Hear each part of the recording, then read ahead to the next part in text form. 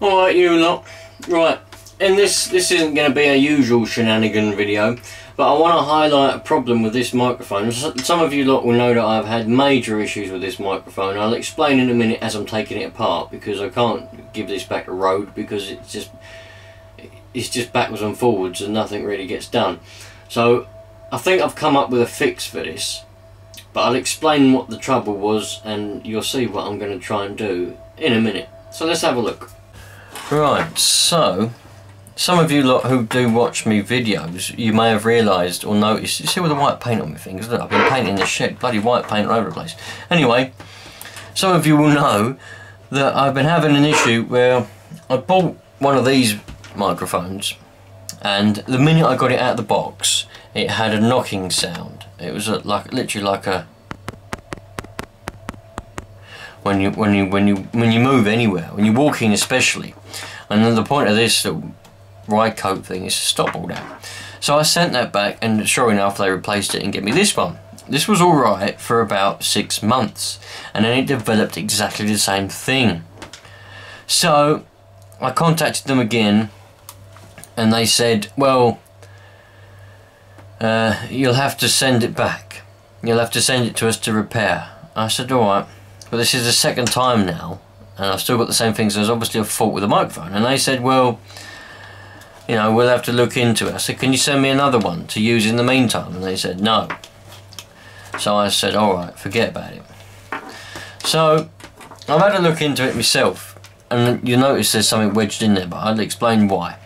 I've noticed that when you have all the wind protection off, all the, you know, the dead cat and this muffin thing, when you have it off, it doesn't make the noise. So I looked into that and I found out why it makes the noise. And then you see there's a piece of, this is actually toilet paper that I wedged in between there. Because what happens, I'll have to get that out in a minute with a pair of long nose pliers or something. Don't need it in there anymore. What happens is when you, I'll get it out in a minute.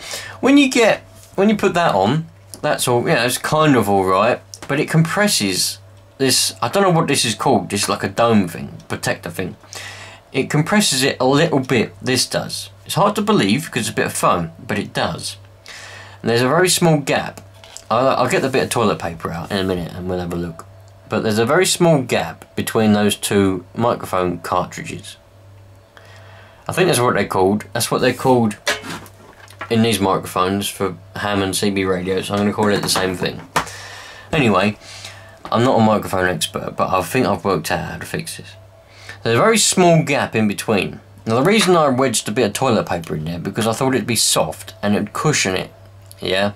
So they wouldn't rub, they wouldn't knock against each other, because when you walk, or when you move the microphone, because the thing has compressed it, and then you've got this dead cat on top of that, compressing it even more, they knock against each other. The two little cartridges, or capsules, or whatever you want to call them, they hit against each other, and that's what was causing that sound. So I wedged a bit of toilet paper in there, thinking that it would fix it, but all that's caused is like a squeaking sound instead. It goes like as you walk, because obviously they're rubbing against the paper, the toilet paper, and making that noise. So I've come up with another plan.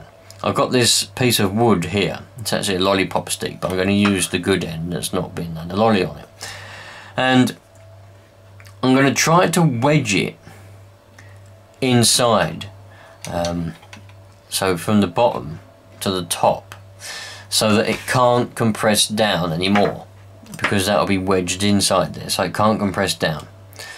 So that's what I'm going to try and do, and I'm pretty sure that will work if I can get this bit of wood to stick inside there. It's silly that you have to do this. I mean, if you've got one of these, please leave a comment, because obviously the title of this video might intrigue you to come and have a watch. And if you've got one of these, if you haven't had any problems, then that's good. I don't know why I'm having this problem, but I know these are touching, because if you take that paper out and you just squeeze that ever so slightly, they touch.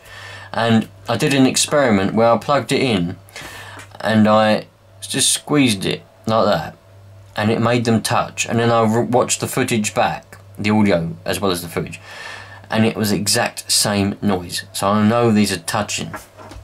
When these are on, it compresses it. So, you know, has anyone else had the same trouble? And how has it been fixed? I mean, some would argue that you're not meant to walk around with these, but what's the point in having a microphone on a camera if you're not meant to move around with it? Anyway, I'm going to get the toilet paper out and wedge this in there, and we'll see if it fixes it. I've got the paper out. Now, just to show you, look. That's the gap. Oh, can we see? There we go. That's the little gap in between, right? And then when you put that on, look at that, right? You've only got to do a little squeeze, just a little minute squeeze, and they hit, right?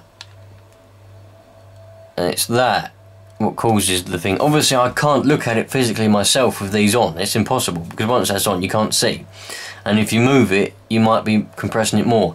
So I can't show you that, and I can't look myself. But from the experiment that I conducted with this off, and I literally just did that, and it made it touch a little bit like that, exact same noise. So I know these are compressing it and they're just touching, and when you walk it makes it wobble, and that makes the noise. I think this microphone should be, you know, they should be further apart. I think it's a design flaw, but if anyone else has had the, obviously no one else has had the trouble, otherwise they would have fixed it surely, you know, and they wouldn't be making it like that. But anyway, I'm going to stick the bit of wood in there and see what happens. Right, so this is fully experimental, okay? This isn't a direct fix. I'm not saying it's going to guarantee to work, but I'm going to test it out in a minute, and I'll probably put the footage in this video. But what I've done is I've got my little toolkit out, my little mini toolkit. It's handy for doing telephones and things, changing screens on iPads and iPhones and all that, and taking things apart, radios, etc. And it comes in handy here. Now I couldn't get my little bit of wood to be wedged in there because of the way it is inside there, so I scrapped that idea. And I turned my attention to them themselves, and I thought, well, it may be, because obviously I may still, if this doesn't work, but these just need to be a little bit further apart. So I was tempted to unscrew that one, or possibly the top one, and just drill another hole a little bit further up in there, a little hole in there, and just screw it to that, and that'll make them further apart, they won't hit, problem solved. But then I thought to myself, well, I don't really want to be drilling into it just yet, so I tried to move them, and I've unscrewed it, and I've managed to move this one, which I believe that's the left facing one, the one that's facing down now a little bit.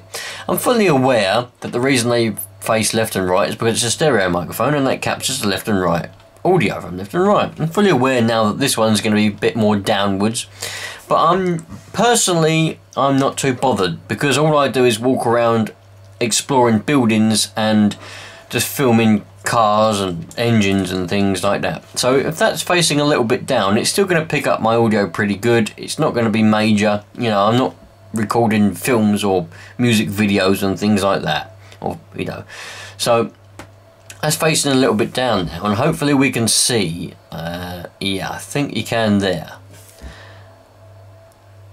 Right, the gap is a lot bigger now. It's not touching the black collar, whatever that's called. You know, there's a much bigger gap, and that doesn't go anywhere near it now, and you have to squeeze it a lot for it to go near it. So I don't think they're going to hit anymore. So this is purely experimental. It may or may not work, but I'm going to put the dead cat and everything back on it now, and put it back on the camera, and I'm just going to walk around and talk to you, and we'll see if there's any knocking. If there's no knocking, it's problem solved. I'm going to leave it as it is. But if there is knocking, then obviously we need to look into it more. But I'm surprised Rode haven't. Well, I can't be the only person with this problem. It's the second microphone I've had, so there's at least 2 in the world with this problem. So I reckon you know, this is. I reckon a lot of people have this problem. They probably just ignore it. They probably just don't walk or something. I don't know. But I bought this specifically to put on my camera while I walk around. You know, to get better audio while I do my videos walking around. So there's no point in buying a bloody microphone that you can't use. And it's designed to go on the camera. So on the camera it goes. Right, I'll see you in a second. Right, let's have a look. Just a little bit of wobble in there, a little bit of wobble. I wonder if we've got any. There's no noise on the outside, see? So that's proper wobbly now. Now the thing is, if I was to jump off something, that'd go before, But I wonder what we're getting now. You know, are we still getting good audio? Are we getting audio? 1, 2, 3, 1, 2, 3, audio left, audio right, whatever it is. I don't know what side it is, but we'll find out if it goes from one side to the other. So, you know, I think that's, I don't know, I've got confidence in that, because I don't compress it that much. So I've got confidence. Anyway, that's that for this one, and, you know, I'm not going to mess around with it too much because I don't want to break it. At least it works. It's fantastic normally, yeah? You know, if I've got it on a tripod or something, it's fantastic. The sound quality is brilliant, yeah? I can't fault it. It's just when I'm walking around, that knock, knock, knock, knock, knock, knock, knock. Not only does it annoys me, but it must annoy you lot when you're watching videos like that. When I'm watching a video, if someone's got a squeaky camera, when they're holding it and it squeaks in their hand, you can hear, or if they put their finger over the microphone, it puts me off the video, man. Anyway, so I like my audio to be good. So fingers crossed, I've made it better. Anyway, just you'd be listening to the floor more often. Anyway, thanks for watching. And obviously, you probably knew if you're watching this. I think about subscribing. I do all kinds of things. You know, CB radio, ham radio, engines, repair engines, go and explore the country, fly tipping. You know, finding things on the side of the road and repairing them, anything. So I'll see you on the next one, dudes. Thanks for watching.